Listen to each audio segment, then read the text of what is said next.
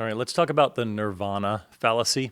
This is one that has relevance in a lot of situations in our life, whether you're that literal or metaphorical treasure hunter or problem solver, but it's also especially relevant when you're trying to come up with great solutions that are going to help advance your goals, or maybe your goals in gameplay, or you're in some kind of competition, trying to solve something, whatever it might be. And here's the basic concept of the Nirvana fallacy. It's where you begin to dismiss things because they're not perfect. They're not sort of this metaphorical nirvana, the sort of this heavenly utopian concept or whatever else it might be.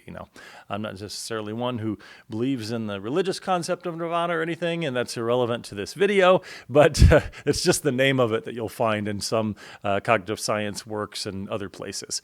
So I broke this down into 5 concepts, 5 things for you to think about as you're considering and trying to avoid falling into the Nirvana fallacy.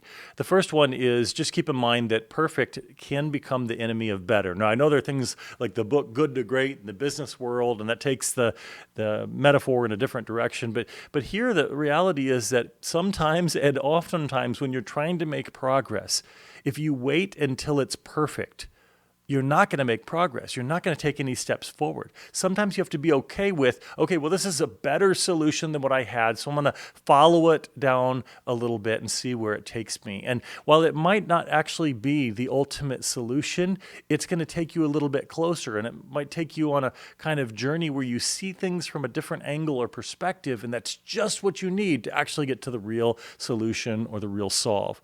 The second one is just keep in mind that real problems rarely have perfect answer in the real world, and also in a lot of game designs and in treasure hunt designs, because they're designed by flawed human beings that even beautifully designed things sometimes aren't completely perfect. You watch a great movie and it's a murder mystery or something. You've probably experienced this before where someone points out a flaw in the plot. And you don't even notice it, and you loved it, and you loved the movie for a long time, but this plot makes it completely illogical or it doesn't work out. Well, that's true in a lot of problems and other things like that. There are these little flaws, but we can sometimes overlook them and it's a good thing to sometimes overlook them and realize that real problems really rarely do have just perfect answers. So be okay with the idea that you have a good solution that may not always be the perfect or the best one in every situation. And then I also, jotted down here the idea that the ideal isn't the standard. In logic and design, we test what works, not what would work in a perfect world. So the ideal is really not the standard that you're using. You're not trying to get to this perfect nirvana utopian concept, because that doesn't actually exist in the real world most of the time in most situations. Maybe if you're doing a mathematical problem or solution, you could argue that it gets pretty close, but the standard is a solution to the problem or discovering the treasure, metaphorical or literal, and that doesn't always require perfection all along the way. So acknowledge the idea that your goal is not the ideal. Your goal is the solution and discovering whatever sort of core truth is there.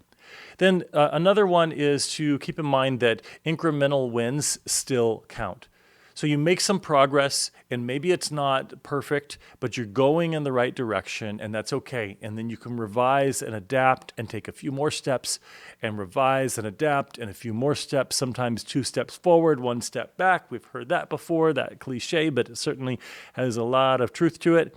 And that is a way that we make good progress and we get to where we're trying to go. And then the final one is keep in mind that good thinking balances aspiration and reality. You hold high standards, but you want to stay grounded in reality. The best solvers aim for being precise and discovering the real truth, but that doesn't require actually perfection in all ways.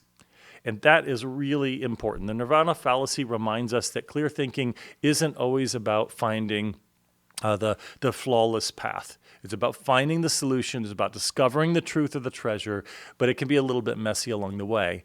And we're going to need to be tolerant for that. Otherwise, we're going to actually be distracting ourselves from the real goal.